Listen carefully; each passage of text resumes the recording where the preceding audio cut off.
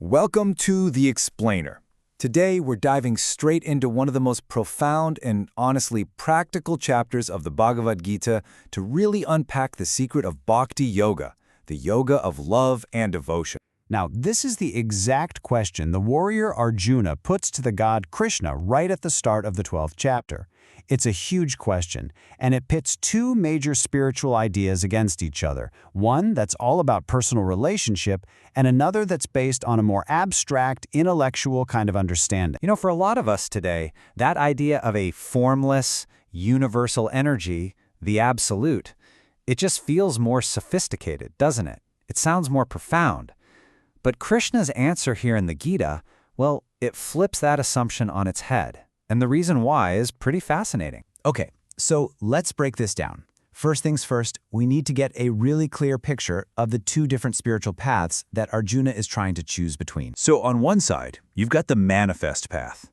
This is all about devotion to a personal, tangible form, like Krishna himself. This path is built on things we understand, love, relationships. Then, on the other side, there's the unmanifest path. This is way more abstract, focused on a formless, invisible absolute. And that path, it requires some serious intellectual discipline, to meditate on a concept that's totally beyond our senses. And Krishna's response? It's immediate. It's clear. He doesn't hesitate for a second. He says that the people who fix their minds on him, who are devoted to his personal form and constantly reach for him, well, they are the most successful in yoga. He actually calls them the best yogis. And here's where it gets really interesting, because Krishna does admit that the people who follow the unmanifest path, they'll also reach him in the end. So if both roads lead to the same destination, why does he insist that one is so much harder? And right here, this is the core of his logic. The whole problem comes down to that key phrase, embodied being. We're physical creatures. We live and breathe and experience the world through our senses. So trying to focus every ounce of our being on something that has no shape, no qualities, no tangible presence, it just fundamentally goes against our nature. This leads to a really interesting psychological insight. A person might say they worship the formless, but because they're still an embodied being, they're still getting yanked around by the world of forms, by beauty, by pleasure, by pain. This can create a deep internal conflict, even a sort of hypocrisy, where someone might feel superior for their abstract belief while still getting totally controlled by tangible desires. So recognizing this very human problem, Krishna does something pretty amazing.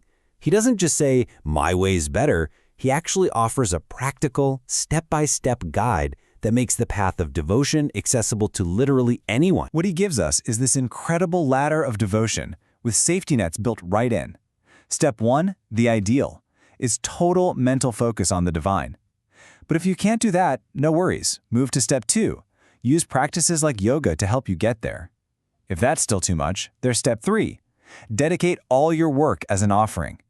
And if even that feels out of reach, he gives us a final, universal starting point. That last step, just renouncing the results of what you do, that is the most accessible starting block for anybody, anywhere.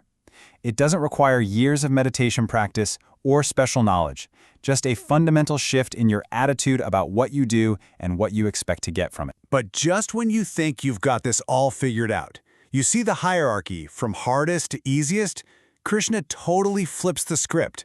The very next verse turns this entire ladder on its head. I mean, look at this. On the left, you've got the practical ladder we just talked about, how to get started, from the highest concentration down to the simplest act. But on the right, Krishna reveals the value hierarchy.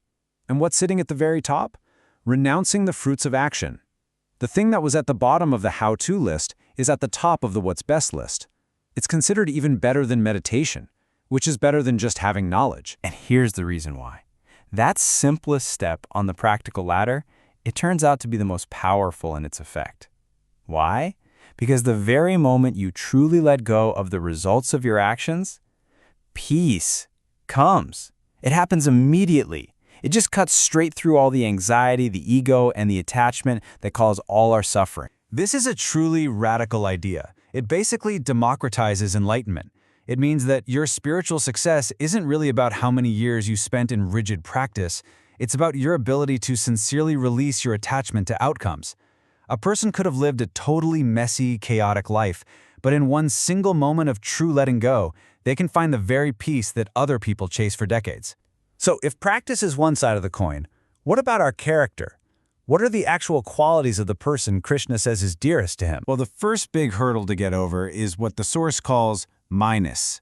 It's that deep, ingrained thought that this is mine, my reputation, my achievements, my stuff.